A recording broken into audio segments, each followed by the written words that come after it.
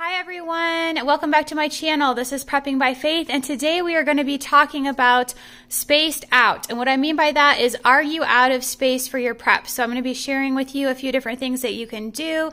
And at the end of this video, I'm going to be sharing with you something that I revealed on Advanced City Preppers live stream. So if you guys missed that live stream, you might want to stick with me till the end, because I have another space-saving solution that I think will be worth you guys taking a look at. So the first one I'm going to show you, I'm actually down in my mom's portion of the home. In case you're new here, we do share a home. I live in Colorado, and this is just something that she's done. This is a rack that you can put on the back of your door, and this will help you consolidate some items. It has several different levels on here. So she keeps just a lot of stuff that she uses frequently. So she's got some tortillas here. She has her Ziploc bags that she uses regularly. She even puts some little bulbs of garlic in here. But you guys could put all kinds of different things on this rack. It has quite a few levels. I know there are many different versions of these. So if you guys haven't thought about this, maybe putting this on the backs of doors to your closets, your linen closets, your pantries like this one. You could even do it on the back of the door walking into, say, a basement space where nobody's going to even see that area.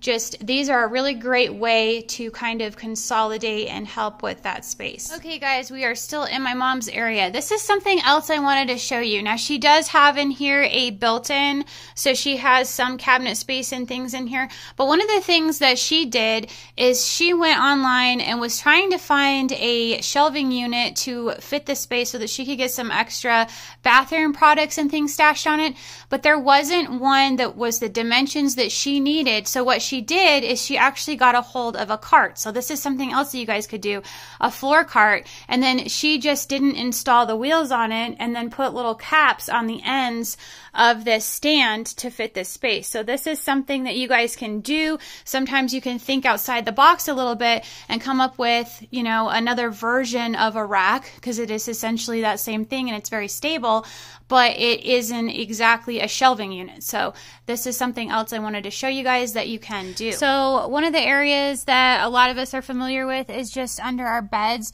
So under here, you know, I have a lot of different cases of dog food, and then we also put under here things like our canned beans, our canned soups. And the nice thing about having a king size bed is that you can go back pretty far with this stuff. So this is on both sides. So we've done this. I've also taken over the space underneath of my kids' beds. So that's something else that you can do. And then I'm just going to show you a few other areas. Something else that you guys could potentially do is, you see the excess space that you have on top of your kitchen cabinets. You could take some bins and you can measure that out, and you could put some bins up there along there instead of having decorative items.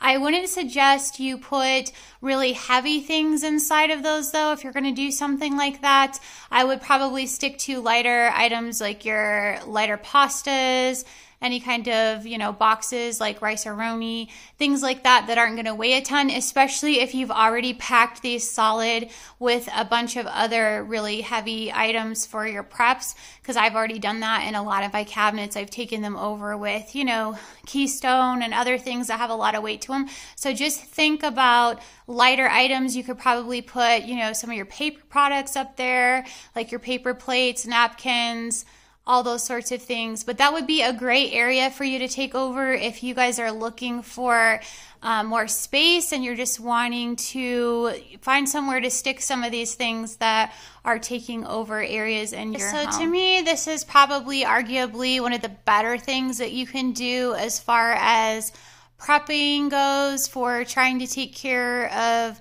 when you need extra space for overflow or preps. We installed these racks when we first moved into the house, and that's because we share a home with my parents, so a lot of the basement is theirs and there's only so much storage. So this is something that you can do.